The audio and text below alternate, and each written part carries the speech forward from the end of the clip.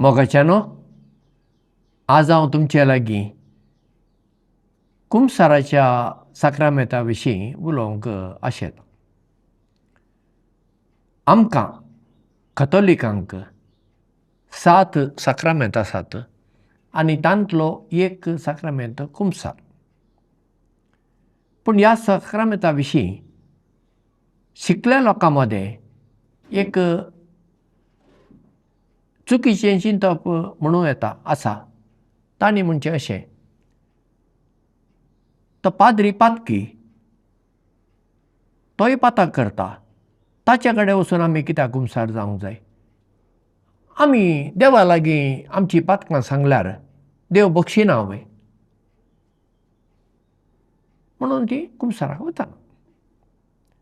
आतां राजांव प्रमाणें पळोवंक गेल्यार तांचें राजांव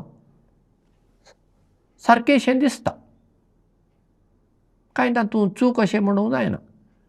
पूण आमी इल्लेशें गुंडायेन खोलायेन पळोवया. कुंभसारा साक्रामेंत कोणें स्थापन केल्लो? जेजूनच. जेजू जिवंत जातच जुआंवाच्या वांजेला प्रमाणें त्याच दिसा आयतारा सांजेर आपोस्तल सगळे एकठांय आसले आनी ते भियान आसले. भियोन कित्याक जेजू जिवंत जाता म्हूण तांकां कळितच ना. जेजून जरी पयलें सांगलें पूण तांकां तें समजूंक ना. ते भियान आसल्या वेळार आनी दारां सकट बंद आसलीं. जेजू भितर येता आनी शांती तुमकां दिवं म्हणटा. आनी मागीर तो तांकां म्हणटा, पवित्र आत्मो घेयात, कोणाचीं पातकां तुमी बक्षितात तीं बोगसतलीं आनी कोणाचीं पातकां तुमी बक्षिनात तीं बगसूंची नात. म्हळ्यार जेजून ही पदवी आपोस्तलांक दिली. म्हळ्यार जेजूथावन ही पदवी आपोस्तलांक मेळ्ळी. आपोस्तलांनी तांच्या फाटल्यान आयिल्ल्या फुडाऱ्यांक दिली. बिस्पांक, बिस्पांतावन ती पाद्रींक ती पदवी मेळ्ळा. खंयचोय पाद्री आपुणूच पाद्री म्हणटा ना, ताका ती पाद्रीपणाची वर्ण मेळूंक जाय. तो आनीक साक्रामेंत, ताचे विशीं आनी केन्ना उलोवया. ताका तो अधिकार बिस्पांतावन येता आनी बिस्पान तो अधिकार पाटी घेतासर त्या पाद्रीक तो अधिकार आसा. आतां पाद्री पातकी वय तोय मनीस, तोय पातकां करता, पूण ताका ती पदवी दिल्ली आसा न्ही. ती पदवी दिल्ली आसा देखून तो पातकां कोणाच्या नांवान बक्षिता? तो जेजूच्या नांवान ते पातकां बक्षिता. तो ताच्या नांवान बक्षिना. म्हणटच एका पाद्रीक दुसऱ्यांची पातकां बक्षूंक जातात. आतां हांव एक पाद्री, म्हाका म्हजे लागीं कोण पळय कुंभसाराक येतात तांची पातकां बक्षूंक जातात. तो मागीर पाद्री जावं दी, लायक जावं दी, बिस्प जावं दी, कार्दिनाल जावं दी, पाप साहेब जाला जावं दी, तर म्हाका बक्षूंक जाता. पूण म्हजीं पातकां हांवें बक्षूंक जातात? ना, जायना. हांवें आनेका पाद्री लागीं कुंभसाराक वचूंक जाय.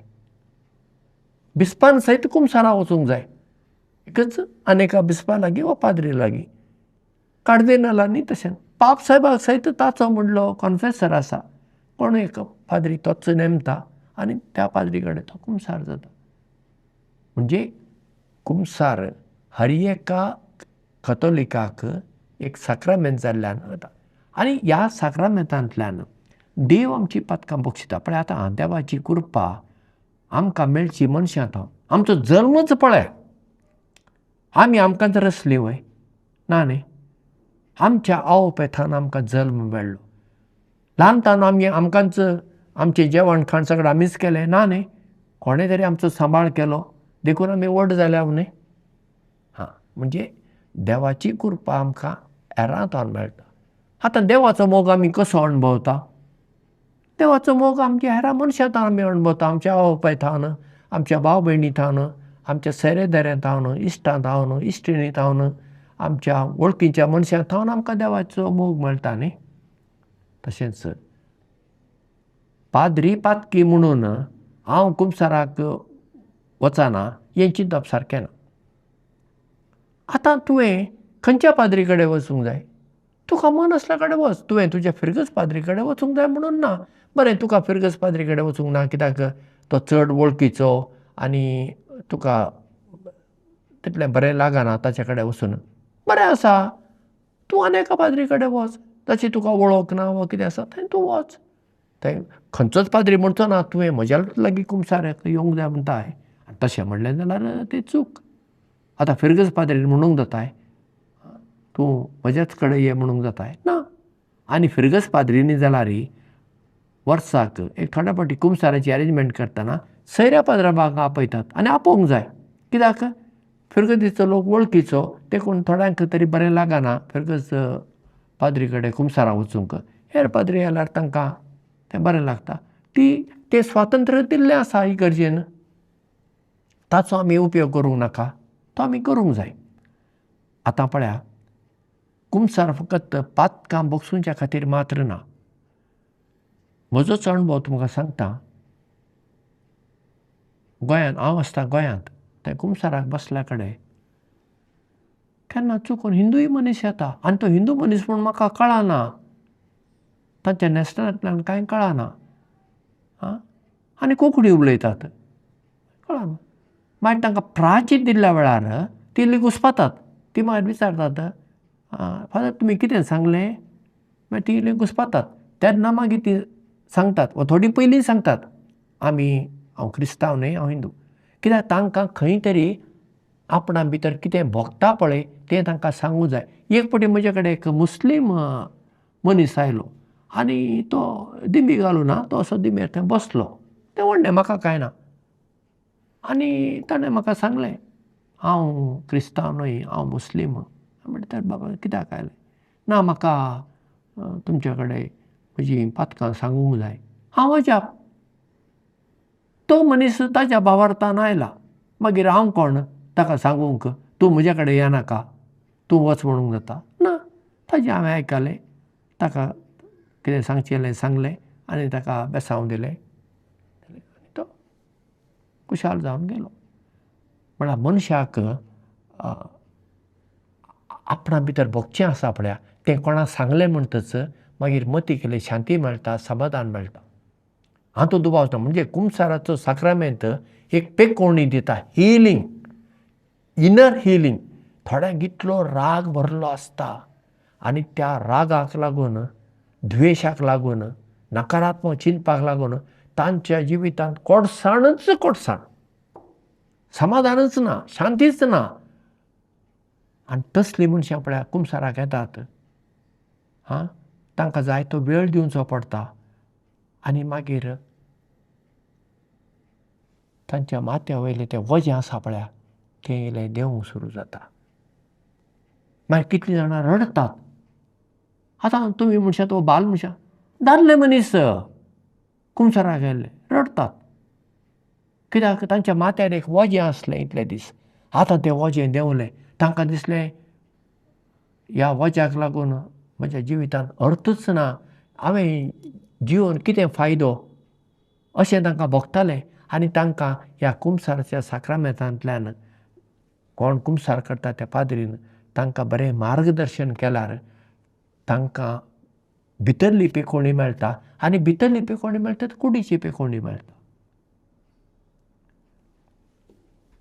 आस्पत्रेंत ह्या हॉस्पिटलांत पिडेस्त आसतात. जेन्ना हांव तांकां भेट करूंक गेल्ल्या वेळार तांकां हांव सांगतां तुमकां कोणीय जावं दी, क्रिस्तांव जावं दी, हिंदू जावं दी, तांकां विचारता पळय तुमच्या काळजांत कोणाचोय राग आसा जाल्यार ते भोगशियात. देवा खातीर तुमी भोगशियात. कित्याक तुमी भोगशिल्यार न्ही तुमकांच बेगीन पेखोवणी मेळटा, तुमकांच बरेंपण मेळटा अशें हांव सांगतां.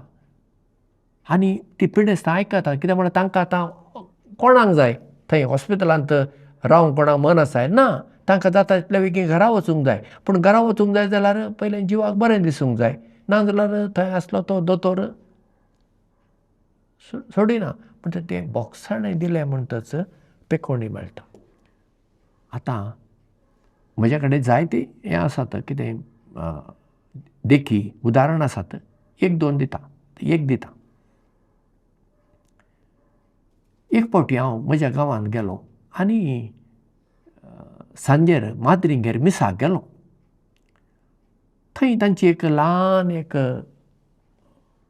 हॉस्पिटल आसा आनी थंय एकटो क्रिस्तांव दाक्तेर म्हाका तो वळखीचो.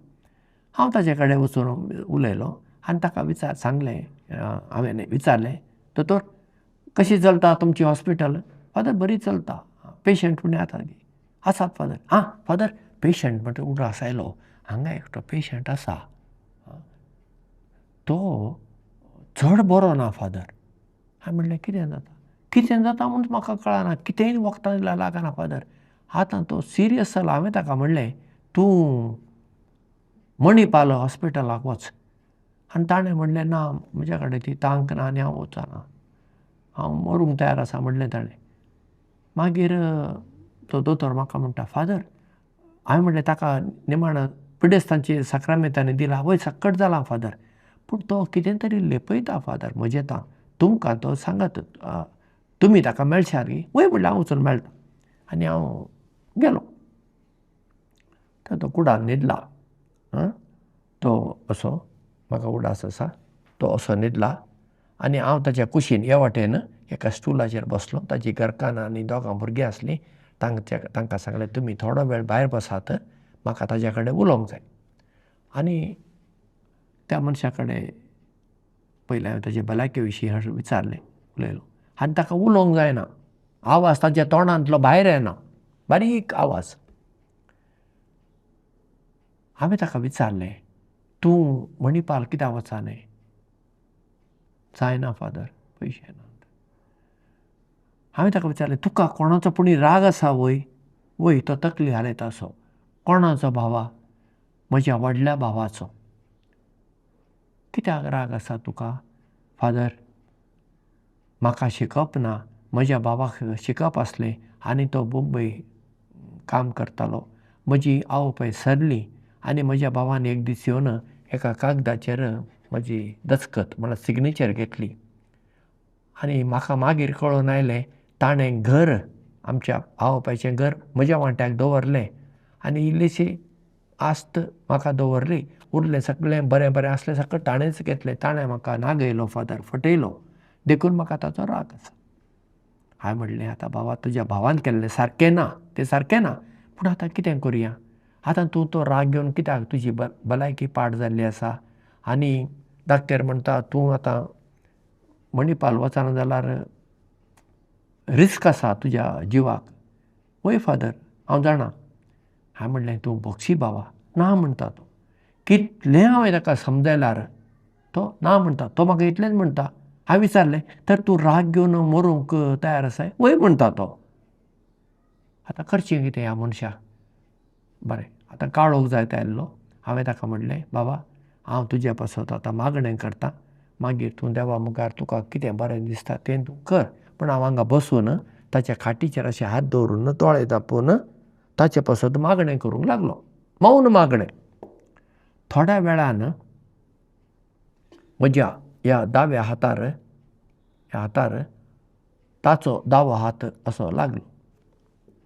म्हाका दिसलें असो चुकून लागलो दिसता. पूण हांव दोळे धांपूनच मागणें करता. परत्यान ताणें ताज्या हातान म्हज्या दोनी हाताक घट्ट अशें धरले.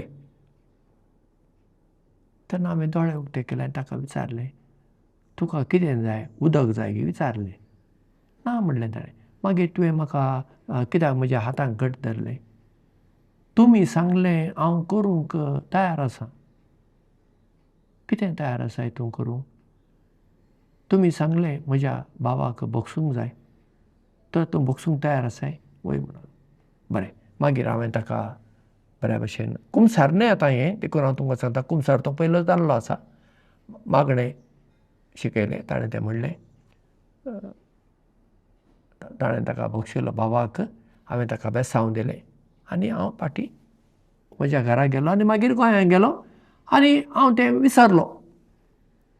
2 वर्सां उपरांत परत्यान हांव म्हज्या आवपायच्या घरा गेलो आनी सकाळीं पावसाचे दीस ते म्हाका उडास आसा. सत्री घेवन हांव माद्रींगेर मिसाक वेतालो, चलून वेतालो. वाटेर एक कडेन मदें रस्तो, दोनी वाटेनी शेतां. एक मनीस कांबळ घालन